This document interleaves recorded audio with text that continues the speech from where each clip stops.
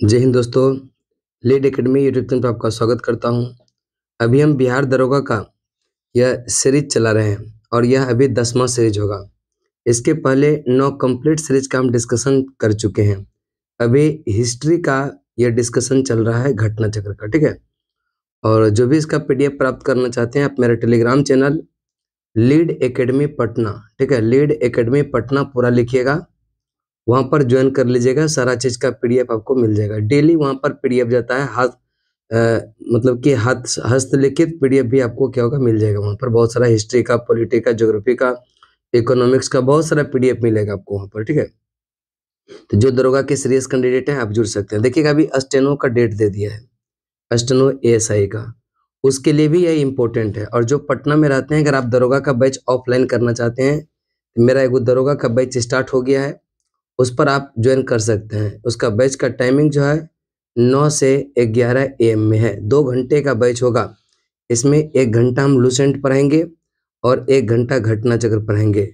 अभी 1 घंटा ज्योग्राफी चल रहा है, 1 घंटा फिजिक्स चल रहा है। जो भी पटना में है, चाहते हैं कि इस बार दरोगा बन जाए, तो आप आइए एक बार लीड एकेडमी में पहले डेमो कीजिए। और अगर जो जुड़ना चाहते हैं तो इस नंबर पर कॉन्टेक्ट कर सकते हैं, 6200598775। इस पर आप कांटेक्ट कर सकते हैं, सारा डिटेल जानकारी आपको मिल जाएगा। चलते हैं, देखते हैं आज का पहला क्वेश्चन क्या है। चलिए, आज जो है इस वीडियो में हम शैव और भागवत धर्म से संबंधित जितने भी प्रश्न होगा सारे का डिटेल डिस्कशन करेंगे। देखते हैं आज का पहला प्रश्न क्या है। प्रश्न कोश देखेंगे। प्राचीन भारत में के विश्वोत्पत्ति विषयक धारण के अनुसार 4 युगों का चक्र इस क्रम में है। कौन सा 4 युग का क्रम सही है? कृत, त्रेता, द्वापर और कलयुग, ठीक है, कली जिसको कहते हैं। कृत, त्रेता, द्वापर और कलयुग। प्राचीन भारत के विश्वोत्पत्ति विषयक ये जो है धारणाओं के अनुसार 4 युग के चक्र का क्रम इस प्रकार है। कृत का मतलब इसको कहते हैं हम सतयुग, त्रेता, द्वापर और एक है कलयुग। आगे प्रश्न चलते हैं, प्रश्न नंबर 2। निम्नलिखित में कौन सा प्राचीन भारत में यह शैव संप्रदाय था? इसका राइट आंसर होगा मत मयूर। कौन सा? मत मयूर। ऑप्शन नंबर आपका हो जाएगा बी। प्राचीन भारत में मत मयूर नामक शैव संप्रदाय का उल्लेख मिलता है। अर्धनारीश्वर मूर्ति में आधा शिव और आधा पार्वती प्रतीक है किसका? तो देव और उसकी शक्ति का योग, देव और उसकी शक्ति का योग की बात करता। फिर अगला प्रश्न देखते हैं थोड़ा सा इसका एक्सप्लेनेशन को। प्राचीन काल में अर्धनारीश्वर के रूप में भी शिव की कल्पना की गई, जो पुरुष एवं प्रकृति अथवा देव और उसकी शक्ति के योग को दर्शाता। शिव और पार्वती की संयुक्त मूर्तियां गुप्त युग में गुप्त युग में और उसके परवर्ती युग में विशेष रूप से उकेरी गई है। इसी संयोग का वर्णन कालिदास के कुमार संभवम में अत्यंत यत्नपूर्वक किया गया। शिव और पार्वती का परस्पर इतना तादात्म्य यह हुआ कि दोनों ही सन्निहित मूर्ति अर्धनारीश्वर के रूप में केवल समाज में यह चल पड़ी। इसके बाद नैनार कौन थे? नैनार जो थे वह शैव संत थे। शैव संत को कहते थे क्या? नैनार। पूर्व मध्यकाल में भक्ति भावना का प्रचार प्रसार मुख्यतः दक्षिण में, विशेषकर तमिल भाषी क्षेत्र में हुआ। तमिल भाषी क्षेत्र में भक्ति भावना को लोकप्रिय बनाने में 2 संप्रदाय की प्रमुख भूमिका रही। भगवान विष्णु की उपासना करने वाले विष्णु भक्त अलवार कहलाए और शिव की उपासना करने वाले शिव भक्ति नैनार कहलाए। इन्होंने ईश्वर के प्रति व्यक्तिगत प्रेम और समर्पण से मोक्ष प्राप्ति का मार्ग बताया और जाति प्रथा और इसकी कठोरता का केवल विरोध किया। नैनार कौन थे? नैनार जो थे वह शैव धर्मानुयायी थे। नैनार शैव धर्मानुयायी थे। निम्नलिखित में कौन अलवार संत नहीं है? ध्यान में रखिएगा, जो तिरुज्ञान है यह अलवार संत नहीं है, यह नैनार संत है। क्या है? नैनार है। जबकि पोइगई, पुडम और तिरुमंगई ये सब जो है अलवार संत से संबंधित है। भागवत संप्रदाय के विषय में किसकी देन अत्यधिक था? यह गुप्तों की देन अत्यधिक है। किसका है? गुप्तों की देन अत्यधिक है। इसके बाद भागवत अथवा वैष्णव धर्म का चरमोत्कर्ष गुप्त राजाओं के शासनकाल में हुआ। गुप्त नरेश वैष्णव मतायनी के थे। उन्होंने इसी पर अपना राजधर्म बनाया। अधिकांश गुप्त शासक परम भागवत की उपाधि धारण करते थे। विष्णु का वाहन जो था वह गरुड़ गुप्तों का राज्य चिन्ह था। यानी कि अगर हम कहेंगे गुप्तों का राज्य चिन्ह क्या था, तो गरुड़, और गरुड़ जो है वह विष्णु का वाहन था। भागवत धर्म के प्रवर्तक ये किसको कहते हैं? ये देखिएगा, भागवत धर्म के जो प्रवर्तक कहते हैं वह किसको? भगवान कृष्ण को कहते हैं। परंपरा अनुसार भागवत धर्म के प्रवर्तक यह वृष्णि सात्वत वंशी कृष्ण थे, जिन्हें वासुदेव का पुत्र होने के कारण वासुदेव कृष्ण कहा जाता। वे मूलतः मथुरा के निवासी थे। छंदोग्य उपनिषद में उन्हें देवकी पुत्र तथा घोर अंगिरस का शिष्य बताया गया। घोर अंगिरस का शिष्य बताया गया। निम्नलिखित में से किस ग्रंथ में सर्वप्रथम देवकी के पुत्र कृष्ण का वर्णन किया गया? छंदोग्य उपनिषद। किसमें है? छंदोग्य उपनिषद। आगे है वासुदेव। यह कृष्ण की पूजा सर्वप्रथम जो है यह प्रारंभ हुआ था, भागवतों ने किया। किसने? भागवतों ने। करे कि जो वासुदेव कृष्ण की पूजा सर्वप्रथम किसने आरंभ किया? भागवतों ने। वैष्णव धर्म का प्रारंभिक रूप भागवत धर्म के अंतर्गत देवकी पुत्र भगवान वासुदेव कृष्ण के पूजन में दर्शित होता, जो संभवतः 6ठी सदी ईसा पूर्व के पहले स्थापित हो चुका था। वासुदेव जो कृष्ण का आरंभिक नाम था, पाणिनि के युग में प्रचलित था। उस युग में वासुदेव की उपासना करने वाले वासुदेवक यानी कि भागवत कहे जाते थे। निम्नलिखित में से किस देवता को कला में हल लिए प्रदर्शित किया जाता? बलराम को। किसको? बलराम। आगे है भारतीय संस्कृति परंपरा के अनुसार कला में हल लिए कृष्ण के भाई बलराम को प्रदर्शित किया गया। उन्हें हलधर के नाम से भी जाना जाता। किस नाम से? हलधर के नाम से भी जाना जाता। भागवत संप्रदाय में भक्ति के रूपों की संख्या है 9। भागवत संप्रदाय में भक्ति के रूपों की संख्या कितना है? 9। भागवत संप्रदाय में मोक्ष प्राप्ति के लिए नवधा यानी कि 9 भक्ति को मान्यता दिया गया। इसके बाद है हेलियोडोरस का बेस्ट नगर अभिलेख संदर्भित है किससे? यह केवल है वासुदेव, यानी कि ऑप्शन नंबर क्या हो जाएगा? डी। हेलियोडोरस का बेस्ट नगर अभिलेख संदर्भित है किससे? वासुदेव से। भागवत धर्म से संबद्ध प्रथम उपलब्ध प्रस्तर स्मारक विदिशा का गरुड़ स्तंभ है। इसे पता चलता है कि तक्षशिला के यवन राजशासक यह एंटिया लकिड्स का राजदूत हेलियोडोरस ने भागवत धर्म ग्रहण किया तथा इस स्तंभ की स्थापना करवाकर उसकी पूजा की थी। इस पर उत्कीर्ण लेख में हेलियोडोरस को भागवत वासुदेव को जो है यह देववश अर्थात देवताओं का देवता भी कहा जाता। आगे चलते हैं। भागवत धर्म से संबंधित प्राचीनतम अभिलेखीय साक्ष्य जो है वह किस अभिलेख की बात करता है? हेलियोडोरस का बेसनगर अभिलेख। भागवत धर्म से संबंधित प्राचीनतम अभिलेखीय साक्ष्य यह हेलियोडोरस का बेसनगर अभिलेख।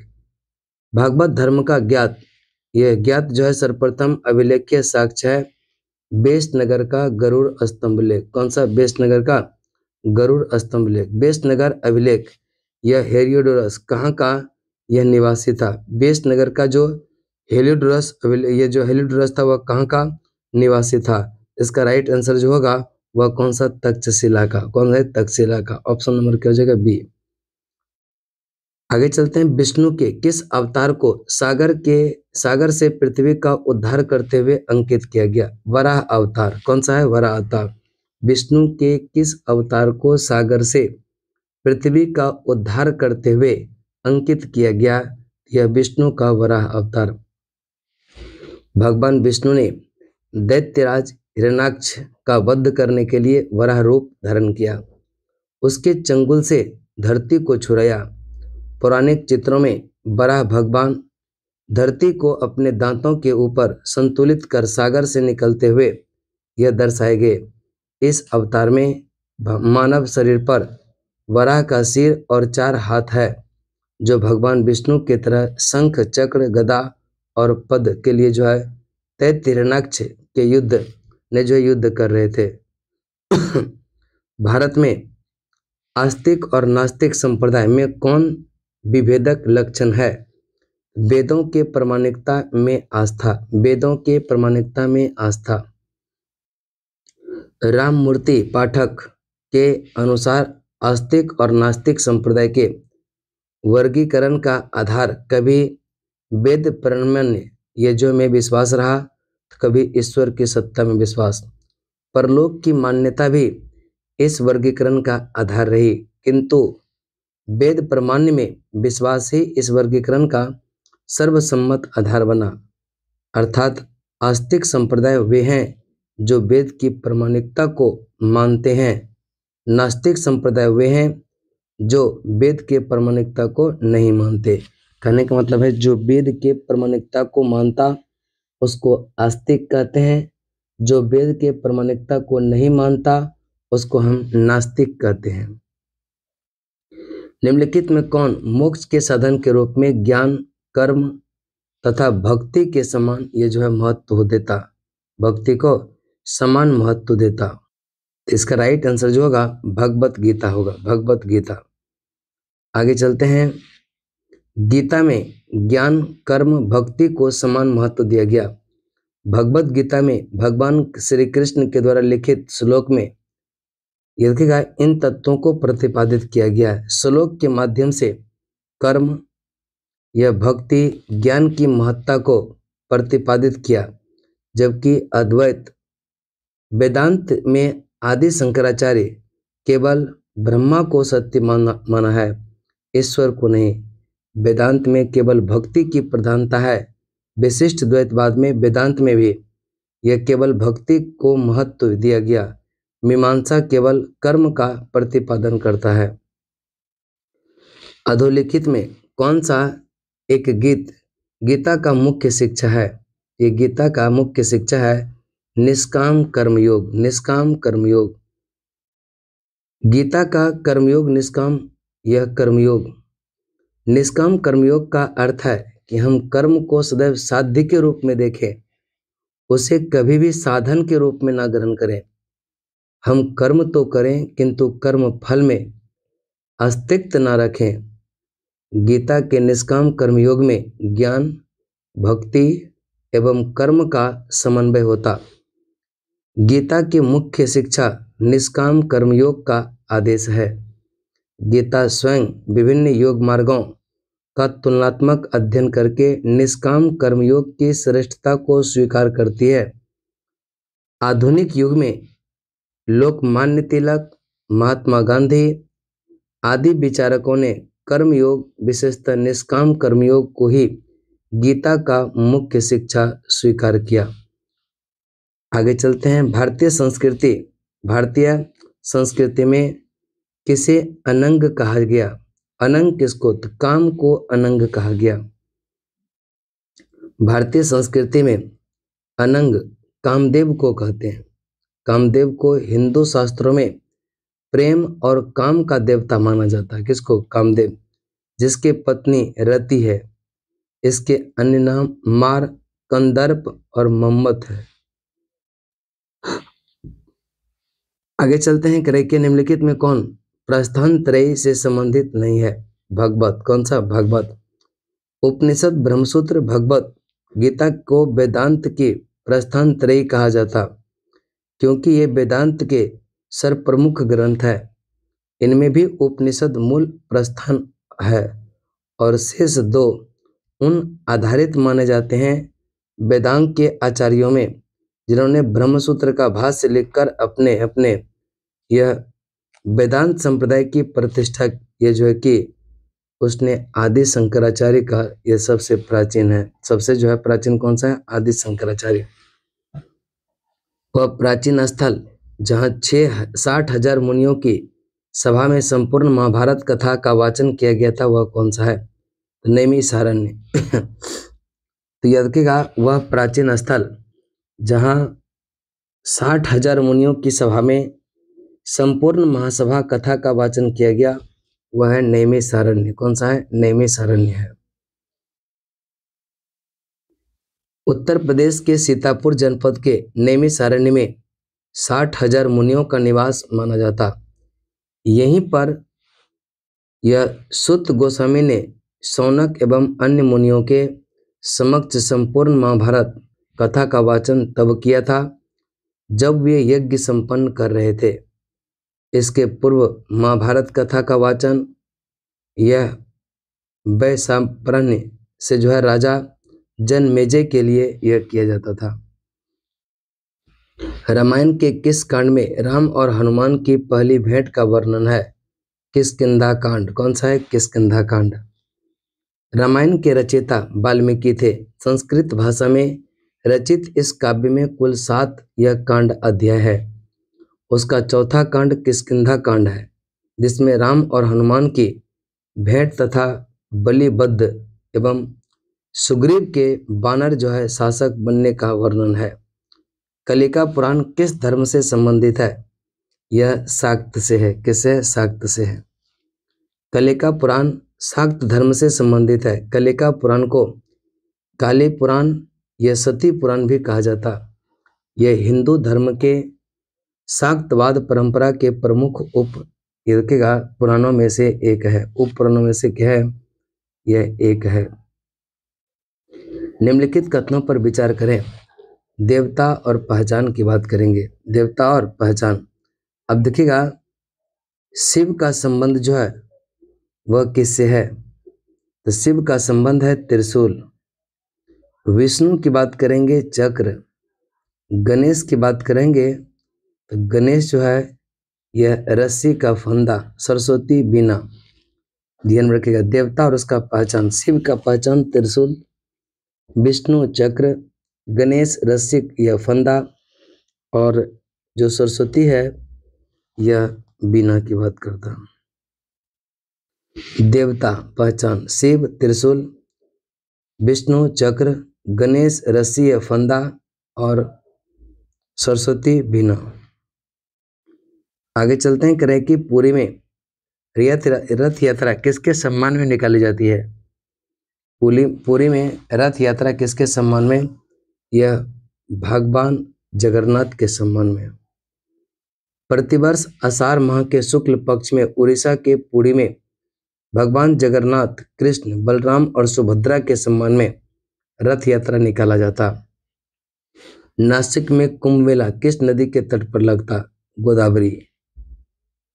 आगे चलते हैं। करें कि नासिक में प्रत्येक 12 वर्ष के अंतराल पर कुंभ मेला गोदावरी नदी के तट पर लगता। कुंभ मेला नासिक के अतिरिक्त हरिद्वार में गंगा तट पर, प्रयाग में गंगा और यमुना के संगम पर स्थल पर जो है उज्जैन में क्षिप्रा नदी के तट पर यह लगता है। इसके बाद नाथ पंथियों, ठीक है, करें कि नाथ पंथियों, सिद्धों और योगियों ने जो है भक्ति धर्म को किस क्षेत्र में लोकप्रिय बनाया था? यह उत्तर भारत की बात करता। नाथ पंथियों, सिद्धों और योगियों ने भक्ति धर्म को किस क्षेत्र में लोकप्रिय बनाया था? तो उत्तर भारत की बात करता। आगे है नाथ पंथी, सिद्धों और योगियों ने भक्ति धर्म को उत्तर भारत के क्षेत्र में लोकप्रिय बनाया। इन्होंने साधारण तर्क वितर्क का सहारा लेकर रूढ़िवादी धर्म के कर्मकांडों तथा अन्य बनावटी पहलुओं और तत्कालीन समाज व्यवस्था की आलोचना की। इन्होंने संसार का परित्याग करने का समर्थन किया। इसके विचार से निराकार परम सत्य का चिंतन मनन और उसके साथ एक हो जाने की अनुभूति ही मोक्ष का मार्ग है। इसके लिए इन्होंने योगासन, प्राणायाम, चिंतन मनन जैसी क्रियाओं के माध्यम से मन एवं शरीर को कठोर प्रशिक्षण यह देने के लिए क्या हो गया, आवश्यकता पर बल दिया। इसके बाद है सूची 1 को सूची 2 से मिलान करने के लिए। जैन धर्म का संबंध है पावापुरी से, उसके बाद हिंदू धर्म का वाराणसी से, इस्लाम धर्म का मदीना, ईसाई का है वेटिकन। तो ध्यान में रखिएगा, जो मदीना का संबंध है इस्लाम धर्म से, वेटिकन का ईसाई से, पावापुरी जैन धर्म, वाराणसी हिंदू धर्म से। जैन धर्म का संबंध पावापुरी, हिंदू का वाराणसी, और इस्लाम मदीना, ईसाई वेटिकन। मदीना पश्चिमी सऊदी अरब के हिजाज क्षेत्र में स्थित शहर है। यह मक्का के बाद इस्लाम धर्म का दूसरा पवित्रतम शहर है। वेटिकन सिटी इटली में स्थित स्थल अवरुद्ध संप्रभु देश है। इसका कुल क्षेत्रफल मात्र कितना है, 44 हेक्टेयर, जो विश्व का सबसे छोटा स्वतंत्र देश है। यह रोम के बिशप, जिसे हम पोप भी कहा जाता, द्वारा शासित होता है। इसे रोम कैथोलिक चर्च की राजधानी के रूप में भी जाना जाता। पावापुरी बिहार राज्य में स्थित जैनियों का पवित्र तीर्थ स्थल है। जैन धर्म के संस्थापक महावीर स्वामी की मृत्यु 527 ये जो है ईस्वी में हुआ, यहीं पर हुई। वाराणसी गंगा नदी के बाएं तट पर स्थित हिंदुओं का पवित्र तीर्थ स्थल है। यह प्राचीन काल से ही शिक्षा और संस्कृति का प्रमुख केंद्र रहा। शिक्षा और संस्कृति का प्रमुख केंद्र रहा। छठी शताब्दी से पूर्व राजनीतिक दशा की बात हम कल करेंगे। आज यहीं तक। याद रखिएगा, अगर आपको वीडियो अच्छा लग रहा है चैनल को जरूर सब्सक्राइब कीजिएगा और मेरा टेलीग्राम चैनल जरूर ज्वाइन कीजिए। वहाँ पर बहुत सारा PDF डे पर डे जाता है, उसको आप पढ़ करके, आप पटना में नहीं है, बहुत कुछ कर सकते हैं।